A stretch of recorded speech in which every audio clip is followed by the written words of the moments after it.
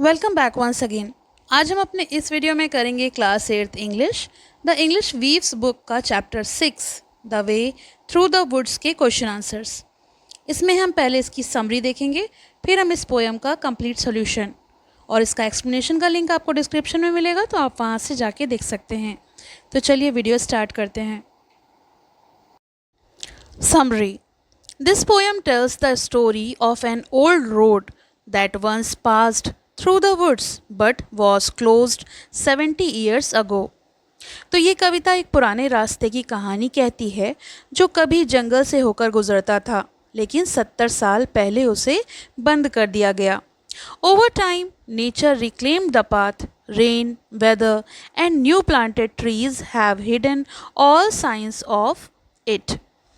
धीरे धीरे समय के साथ बारिश और मौसम ने उस रास्ते के सारे निशान मिटा दिए और अब वहाँ पर पेड़ लग चुके हैं, यानी अब कोई भी निशान बाकी नहीं है। Now animals roam freely where the road once was.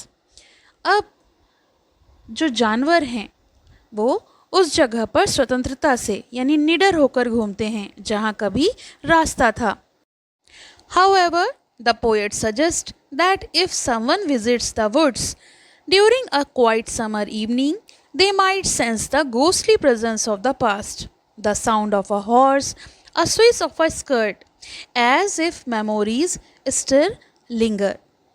फिर भी कवि कहते हैं यदि कोई गर्मियों की शांत शाम को संध्या में जंगल में जाए तो वो अतीत की धुंधली परछाइयों को महसूस कर सकता है, जैसे घोड़े की टापों की आवाज़, ओस में किसी कपड़े की सरसराहट, जैसे कोई पुरानी स्मृति अब भी वहाँ पर मंडरा रही हो। The poem beautifully blends mystery with nature, showing how time and nature erase human traces, yet memories may still haunt the place. तो ये कविता प्रकृति और रहस्य को जोड़ती है, ये दिखाते हुए कि समय और प्रकृति इंसानी निशानों को मिटा सकते हैं जो इंसानों के द्वारा बनाए गए हैं, लेकिन यादें फिर भी बनी रह सकती हैं। तो ये तो हो गई इसकी समरी। चलिए इसके क्वेश्चन आंसर्स देख लेते हैं। Let's enjoy. Answer in your own words. Question number A. When was the last time the road was seen? आखिरी बार ये रास्ता कब देखा गया था? Answer. The road was last seen 70 years ago. Before it was shut and nature slowly erased its presence. ये रास्ता आखिरी बार 70 साल पहले देखा गया था, जब इसे बंद नहीं किया गया था और धीरे धीरे प्रकृति ने इसके निशानों को, इसकी उपस्थिति को मिटा दिया। Question number B. What covers the road today? आज इस रास्ते को क्या ढक रहा है? Answer. Today the road is covered by trees, shrubs, wild flowers and natural forest growth like coppice, heath and anemone. यानी ये आज इस रास्ते को पेड़ों, झाड़ियों, घास, पौधे और फूल जैसे कि एनेमोन, इस तरह के फूलों से ये ढक चुका है। Question number C. How is it that the keeper sees the road that others can not? वन रक्षक इस रास्ते को कैसे देख पाता है जबकि बाकी लोग नहीं देख सकते? Answer. The keeper spends a lot of time in the forest and is familiar with its layout. जो वन रक्षक है वो जंगल से परिचित होता है और रोज़ वहाँ आता है, इसलिए through careful observation and knowledge of the land, he can still sense where the road once lay, even though it's hidden. इसलिए वो उन सूक्ष्म संकेतों को पहचान लेता है जहाँ पहले रास्ता था, जबकि सामान्य लोग नहीं समझ पाते। Question number D.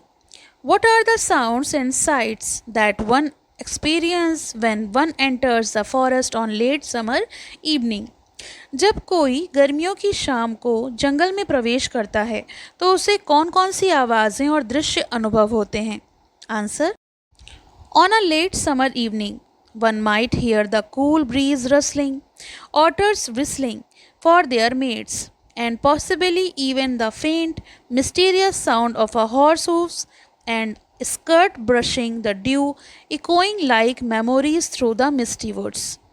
गर्मियों की देर शाम को जंगल की ठंडी हवा बहती है, ऊद बिलाऊ अपने साथी को पुकारते हैं और कभी कभी घोड़े के टापों की आवाज़ या किसी कपड़े की ओस से सरकने की धुंधली सी आवाज़ सुनाई देती है, मानो अतीत की कोई छाया वहाँ पर चल रही हो.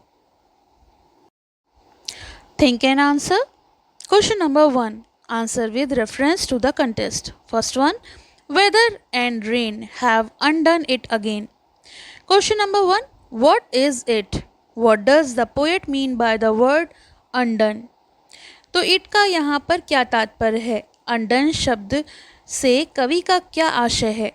यानी ये इट और अनडन ये दोनों शब्द यहाँ पर क्यों आए हैं? Answer, it refers to the road that once went through the woods. तो इट जो है यहाँ पर उस पुराने रास्ते से है जो जंगल से होकर जाता था. By undone the poet means that the road has been erased और destroyed. It traces removed by the forces of nature. यहाँ पर अनडन शब्द का अर्थ है मिट जाना या समाप्त हो जाना. कवि कहना चाहते हैं कि प्रकृति ने उस रास्ते के सारे निशान मिटा दिए हैं. Second question, how did this happen? Was it natural, man made और बोथ? तो ये कैसे हुआ? क्या ये प्राकृतिक था या फिर मानवीय या फिर दोनों? This happened naturally over time. तो ये प्रक्रिया जो थी वो प्राकृतिक थी. दो human shut the road, nature through weather and rain gradually erased all sign of it. इंसानों ने रास्ता बंद किया था, लेकिन बारिश और मौसम ने समय के साथ इसे पूरी तरह मिटा दिया. Third question, what is the significance of the word again? Again शब्द का क्या महत्व है? Answer, the word again suggest that nature repeatedly reclaim what humans try to create और कंट्रोल. तो यहाँ पे अगेन शब्द ये दिखाता है कि पहली बार नहीं हुआ है ये. Even if humans build something, nature has the power to undo it over time. प्रकृति बार बार इंसानी निर्माणों को मिटा देती है, ये उसके चक्र का हिस्सा है. Second reference, you will hear the beat of a horse feet. Question number 1, according to the poet, what should one do to hear the sound of the horse's feet? कवि के अनुसार घोड़े की टापों की आवाज़ सुनने के लिए क्या करना चाहिए? Answer, one should visit the forest late on a summer evening when everything is quiet and still to possibly hear the faint mysterious sound of a horse hooves. कवि कहते हैं कि यदि कोई गर्मियों की एक शांत शाम को जंगल में प्रवेश करे तो ये आवाज़ें वो सुन सकता है. Second question, is it safe to venture into this place? How do we know? क्या ये स्थान में जाना सुरक्षित है? हमें ये कैसे पता चलता है? Answer, yes, it seems safe. हाँ, ये स्थान सुरक्षित लगता है. The poet mention that the animals like otters are not afraid of humans because they see so few of them, which implies that the forest is peaceful and undisturbed. कवि कहते हैं कि जानवर इंसानों से नहीं डरते क्योंकि वे वहाँ बहुत कम इंसानों को देखते हैं. इससे ये पता चलता है कि ये जंगल शांत और निर्भीक है. Third question, is it possible to see the horse? If not, why? क्या घोड़े को देखना संभव है? यदि नहीं तो क्यों? Answer, no, the horse can not be seen. नहीं, घोड़े को देखना संभव नहीं है. The sound is symbolic or ghost-like, a memory or echo from the past. The road and its travelers exist only in imagination or history now. तो ये एक कल्पना और स्मृति या अतीत की छाया है. कवि अतीत की गूंजों की बात कर रहे हैं, यानी ये जो सब है ये कल्पना है, कोई वास्तविक घोड़े की बात नहीं हो रही है. Second question, would you agree with the statement that the wood is full of life? Discuss.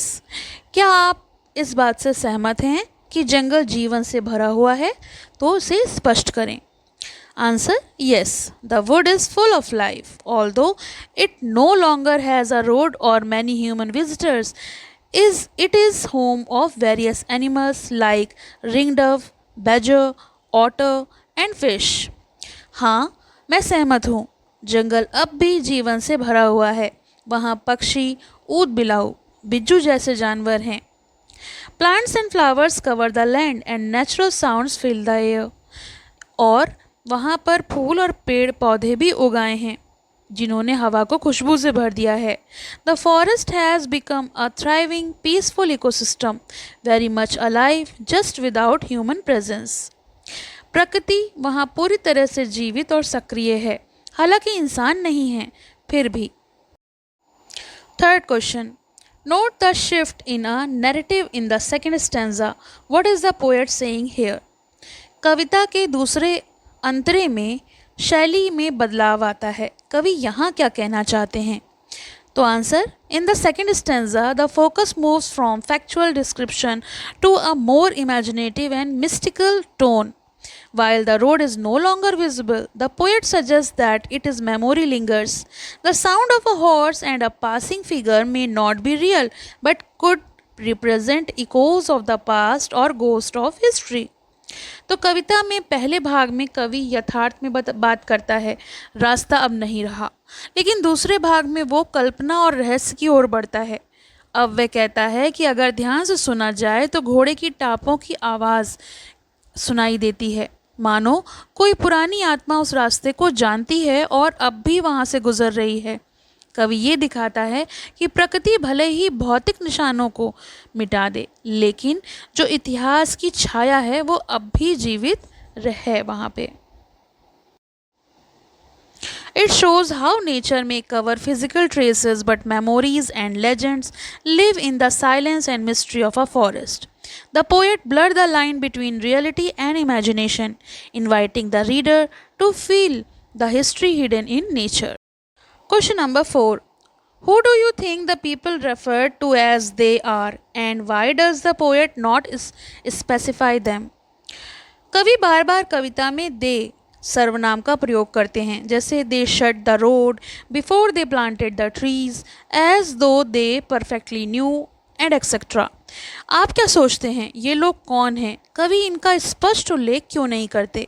क्योंकि इन्होंने दे वर्ड को यूज़ किया है मगर उनका कोई नाम नहीं बताया है। Answer: they likely refers to authorities or people in power who closed the road and planted trees, and the poet leaves them unnamed to focus on nature's reclaiming of the place, not on blame. तो दे से तात्पर्य है उन अधिकारियों या लोगों से जिन्होंने रास्ते को बंद कर दिए और पेड़ लगाए, और कवि उन्हें नाम लेकर नहीं बताना चाहते क्योंकि उसका ध्यान प्रकृति और समय की शक्ति पर है, ना कि किसी के दोष पर। Question number 5. What is the story that the poem is trying to tell us? तो हमें एक छोटी सी कहानी बतानी है कविता के बारे में कि कविता में कौन सी कहानी बताई जा रही है, लेकिन केवल 50 वर्ड्स में। Answer: the poem tells a story of a forgotten road through the forest, once used by people but now hidden by nature, although invisible.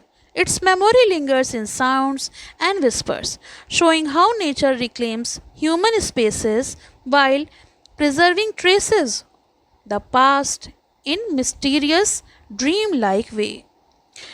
तो ये जो कविता है एक भूले बिसरे रास्ते की कहानी कहती है जो कभी जंगल से गुजरता था, लेकिन अब पेड़ों और समय की परतों ने उसे छुपा दिया है।